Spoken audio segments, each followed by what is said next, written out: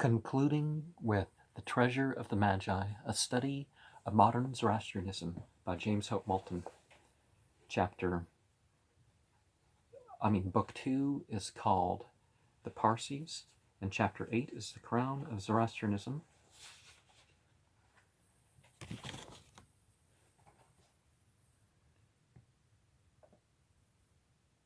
And all the time we can hear the majestic instance of a voice that calls them still. Their priest heard it long ago, and came with gifts and exceedingly great joy to see the babe in the manger.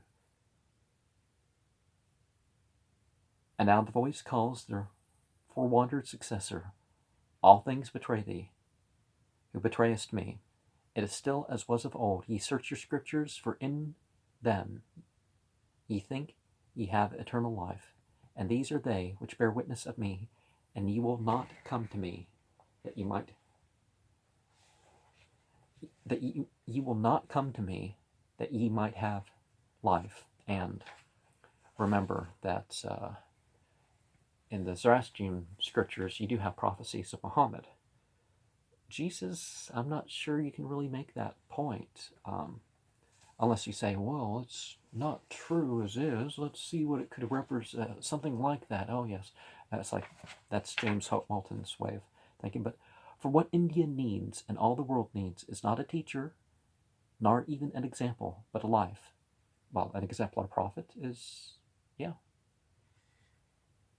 The world has had plenty of teachers with much, very much, of lofty, pure, and beautiful truth to tell.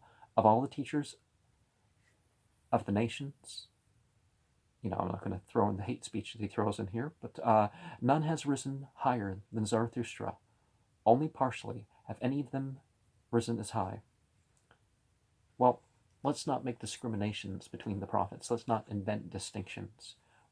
The failure of the people, there is different degrees of that. Certainly the Israelis, the ancient Israelis, the blood Israelis, certainly failed a whole lot for the amount of prophets they had.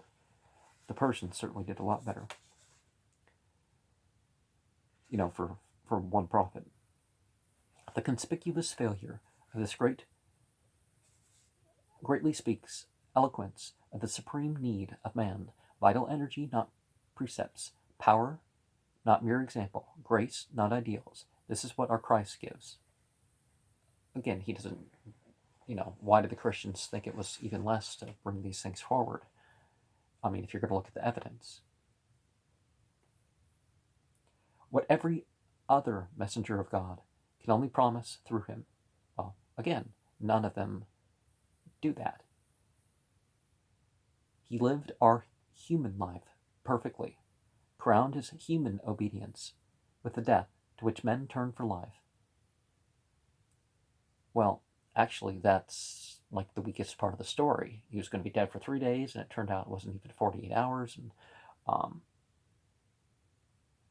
but somehow he still rose on,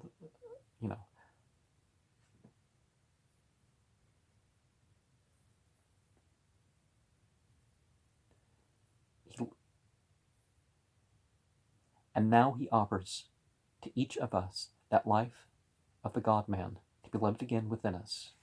Oh, well, it's wrong. It was wrong for everybody else to make that claim, but somehow they put it on Jesus. But, oh wait, no, he doesn't. This is what Paul and the later Christians put upon him.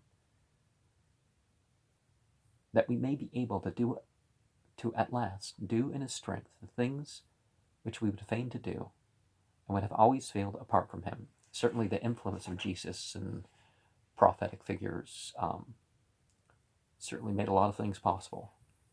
And the cross of Christ, well, again, that was a later add-on of the story, is the love of God made manifest. No, that doesn't really make any sense. And by its power the weak are everywhere made strong. Lord, to whom should we go? Thou hast words of eternal life. Now, addressing the spiritual master, this is okay, but I don't think that anybody should pray to anybody who died.